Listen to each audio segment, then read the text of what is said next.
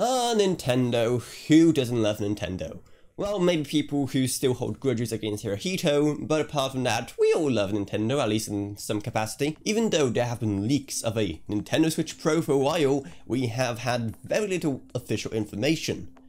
And we still don't have any official information, but at least we have more leaks to go off of. Yay! This is really the deadest season for tech, isn't it? Literally nothing interesting is happening. Help me, I'm gonna go bankrupt. But the latest set of leaks is at least rather interesting and points towards a new Nintendo Switch or Nintendo Switch Pro or whatever they call it, having quite a few interesting features. With one that really stood out to me is DLSS.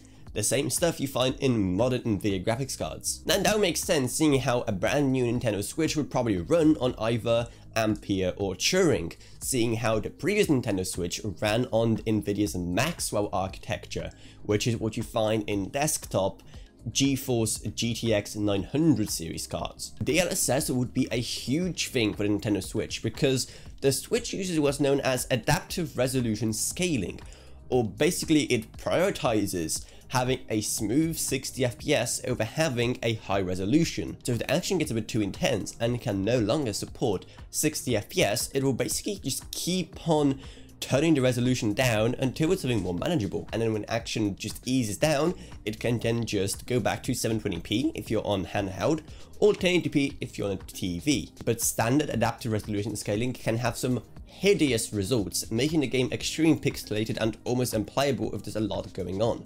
So DLSS, which basically makes upscaling from a lower rendered resolution look much better, well, it will be a huge win for Nintendo Switch. But of course, another defining feature of modern Nvidia graphics cards is ray tracing.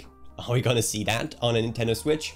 No, we're not. Remember that the GPU used on the Switch is still very basic, with the current Switch having a GPU that's comparable to an entry-level mobile GTX 900 graphics card. And the new Switch, yes, it'll probably be faster, and it'll probably have more CUDA cores and of course tensor cores to support DLSS. But don't expect to still have a lot of them. And most specifically, don't expect to have RT cores, because of course one of the biggest limiting factors is the size. And because of the small compact size of the Switch, you don't have much cooling. And as we all know, modern Nvidia graphics cards also are incredibly difficult to cool. But we can still hopefully expect some decent performance out of them, with some people saying it could even reach around 2060 quality. I highly doubt it, but good luck Nvidia and Nintendo, maybe you'll find a way. Anyway, as always, let me know what you think of this down in the comments below. I'm very curious to see what you think, because the Switch definitely needs an upgrade, because the last one came out like what, 4 years ago now? That's insane.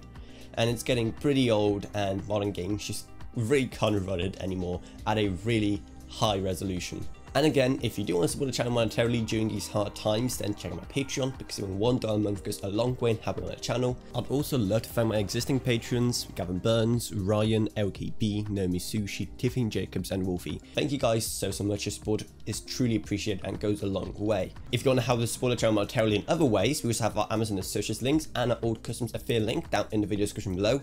Plus our Discord and social medias are down there as well if you want to talk to me or this or whatever else really on those. And that's about it, so I hope you enjoyed this video. If you didn't, remember to subscribe, like, whatever, and I'll see you all in whatever I make next. Goodbye everyone, goodbye.